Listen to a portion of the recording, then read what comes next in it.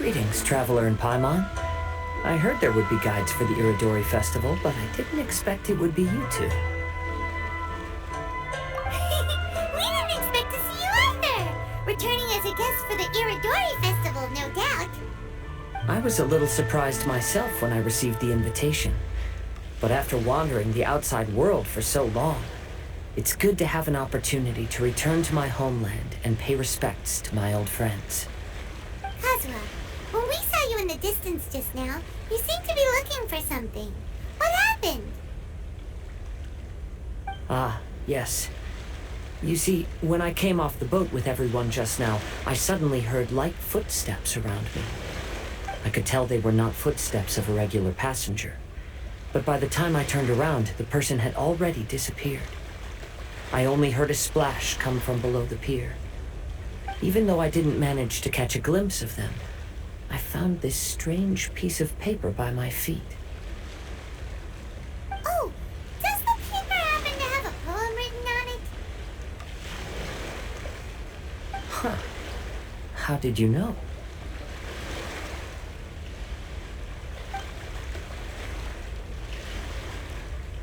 Fascinating. It's almost hard to believe such things could happen. Sure, here it is. Please, have a look.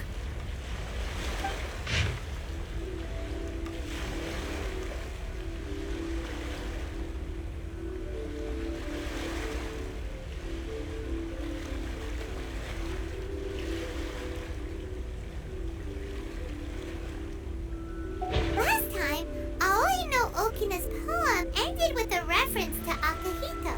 And sure enough, this is a story about him. Story this time basically says that Akihito got his name from his love of red seals. However, the shogun discovered that he had committed plagiarism, and he was soon exiled. Well, if Paimon were to rate today's story, it sounds pretty unfortunate. I don't think there's anything particularly wrong with this story. I too was once wanted as a criminal by the shogunate, so I'm not all that different from Akihito mentioned in this story.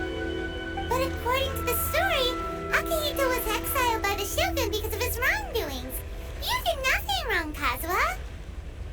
Huh? Traveler, what are you thinking about?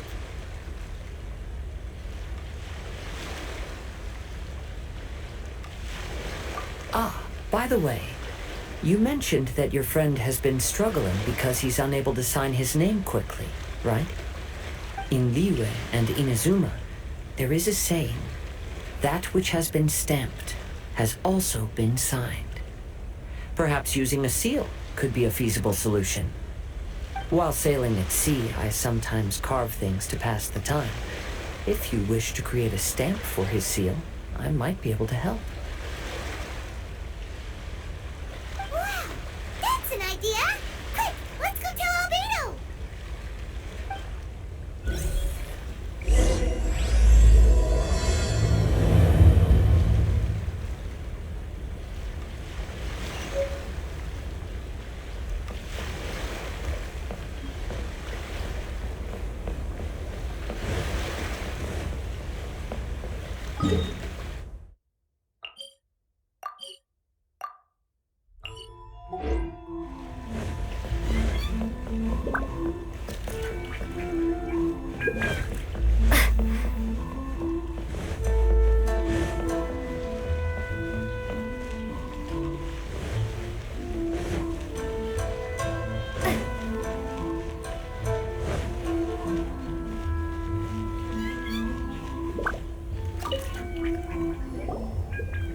Albedo, we figured out a way to help Xingqiu!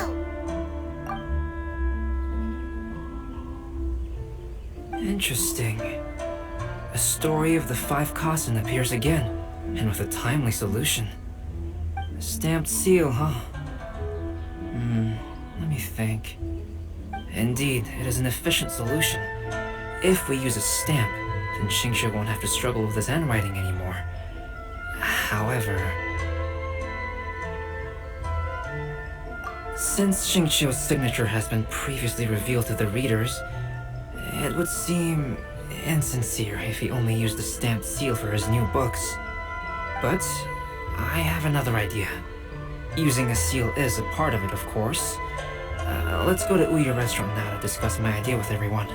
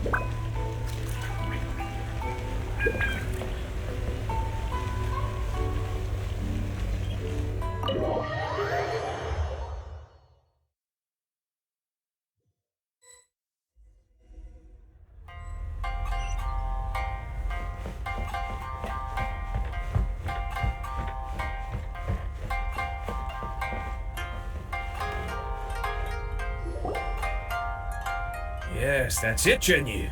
Your writing has greatly improved today, which means yesterday's intensive training was effective. My apologies, but I simply can't do it anymore. My hands are so sore that I can't even move them anymore. I should have known better than to read novels during calligraphy class. You just had a 10-minute break. Come on, you can do this. When it comes to pushing a deadline, there's no one more brutal than Mr. Hirayama. No wonder Lady Yai would always send the editorial director to handle troublesome authors. Whoa, this is getting scary. It hasn't even been that long and Xingqiu's already zombified. Mr. Hirayama, we found a solution that might just solve our dilemma. In both Liyue and Inazuma, seals are widely used as the equivalents of a signature. If we use a stamp to leave the author's seal on the books, then we could make the signature process a lot easier. Of course, a seal on its own is not enough. So, I propose that each signature consists of 2 parts. First, we'll use a personalized seal. We can simply carve one using Xingqiu's signature as the design. In addition, I'll also design a simple but elegant pattern that's easy for Xingqiu to write. That way, he will only need to draw a simple pattern on each book. Let me think. Alright, I think that would work. Not only does it still involve the author's own handwriting, but the result should be very beautiful as well.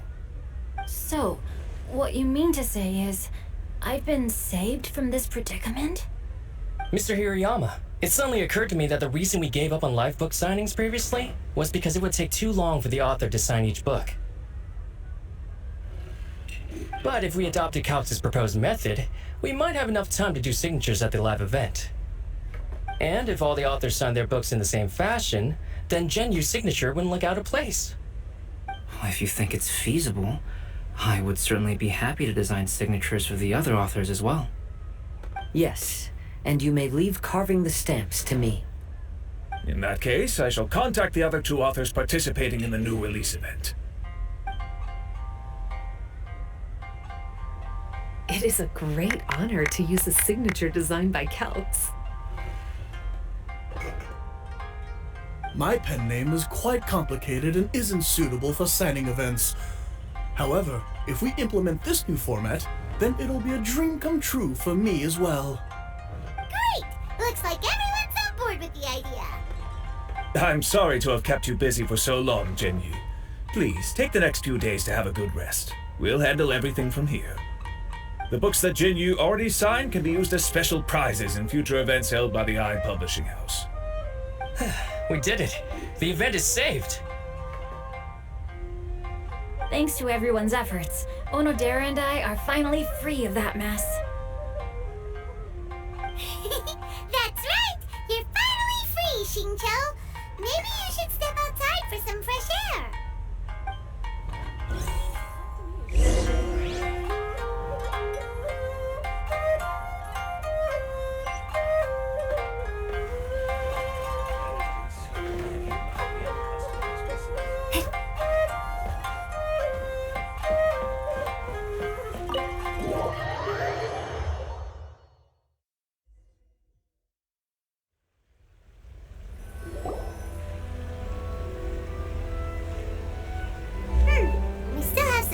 to burn.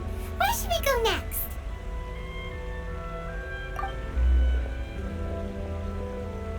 Traveler, there you are.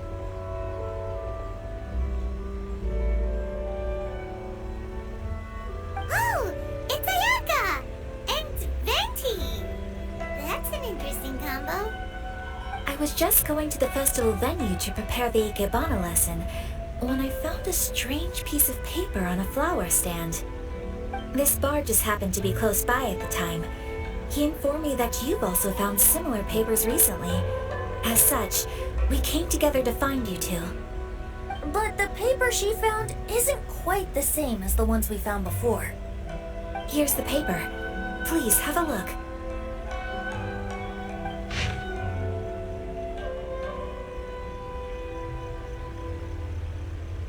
Huh. All the poems we found before were roughly the same length. But this one is only 2 lines. And even though there are only 2 short sentences, neither of them are next to the title or centered on the page.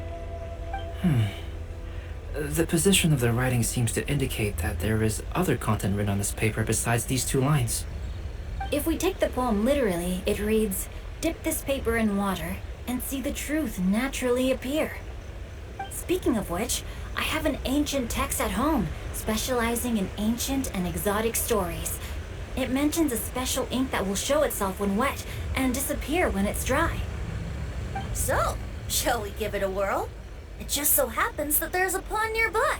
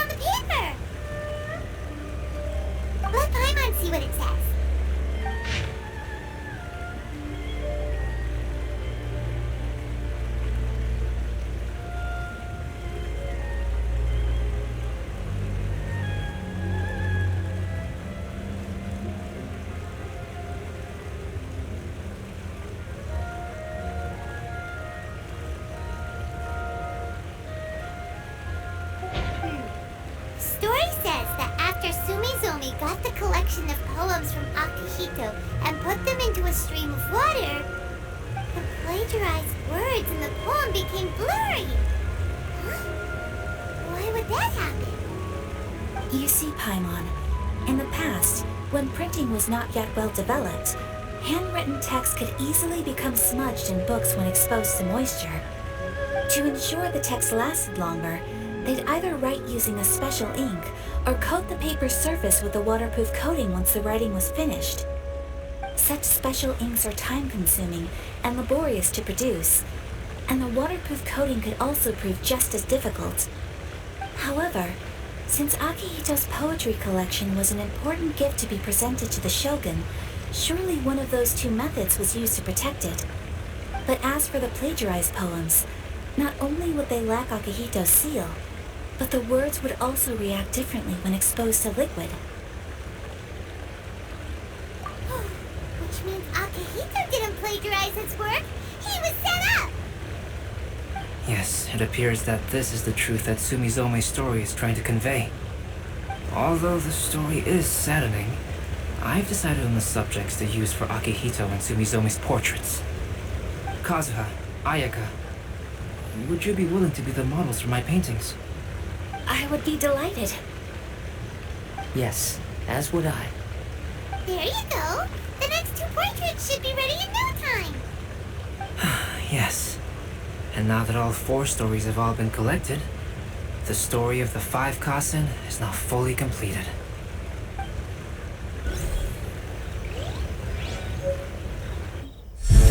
Long ago, Inazuma had 5 legendary poets. People bestowed upon them the title of the 5 Kaisen. One year, the poet Suiko made his way to Tenshukaku. and presented the Kaisen's work for the shogun's perusal. But a page from the works of Aoi no Okina had been torn out, and Suiko was questioned regarding the matter. Suiko pleaded guilty. He admitted to drinking at the tavern the night before, and vaguely recalled a mysterious figure approaching while he was intoxicated. That figure was none other than Aoi no Okina himself. This turn of events had begun with an unnamed individual, under whose coercion Aoi no Okina was forced to take drastic measures to retrieve a page of poetry. He knew nothing of this individual's true intentions. All he knew was that the poem had to do with an old acquaintance, Akahito. Akahito had once belonged to the 5 Kaisen. Each poem he composed, he marked with a scarlet red seal, hence the Aka in his name. Such a distinguished writer was he, and yet one of the poems he had submitted the previous year was found to be plagiarized. Akahito was exiled for his crimes, and only 4 of the 5 Kaisen remained. Sumizome went over Akihito's poems and noticed that the plagiarized poem lacked his seal. She immersed his poetry in a stream nearby, and only on the plagiarized poem did the ink run. Aoi no Okina passed by and witnessed Sumizome's doing, which he then recorded in a poem.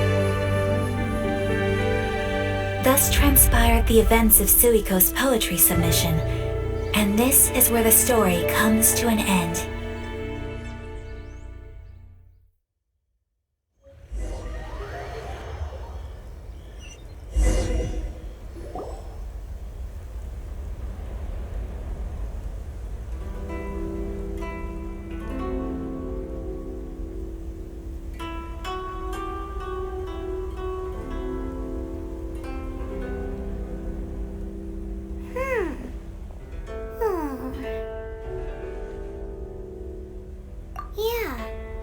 Since we completed the story of the 5 Kaisen, there's still one thing Paimon hasn't been able to figure out. One of the 5 Kaisen is called Kuronushi, right? It's just that, how could the story of the 5 Kaisen finish without him appearing at all? Oh, have you really not noticed? Huh? Not noticed what? This is no time to be playing games, Tone Deaf Bard! What he means is that the story of Kuronushi was already embedded within the 4 poems. Huh? Really? That's right. The key lies in the poem that Aoi no Okina wrote after seeing Sumizome rinsing the poetry collection. An average person could never understand the scene of a young girl washing Akahito's poetry collection in a stream. Even Aoi no Okina couldn't figure out the meaning behind Sumizome's actions. He was simply reminiscing and thinking about his old acquaintances. However, for the perpetrator who framed Akahito, it was completely obvious. He was worried that if this poem was seen by the Shogun, then the Shogun could discover the truth behind the plagiarism incident. If that happened, then he'd be finished. So, in desperation, he threatened Aoi no Okina to make him tear out this poem. Which means the one who threatened Aoi no Okina is the same person that framed Akahito. What? Kuronushi? That's right. Though there are only 4 poems, they still managed to tell the complete story of all 5 Kaisen. Since the Shogun mentioned in the poems is certainly not the one of the 5 Kaisen, the only character left is the mysterious one with an unknown identity. Oh, okay.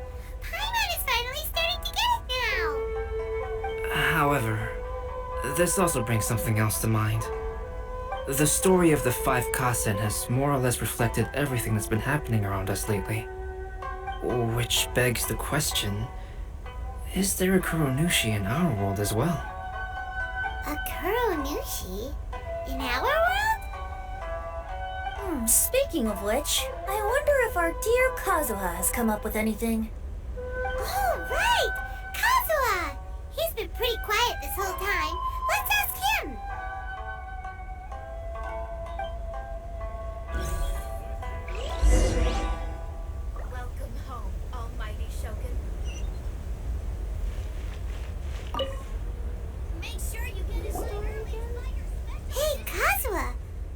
You okay?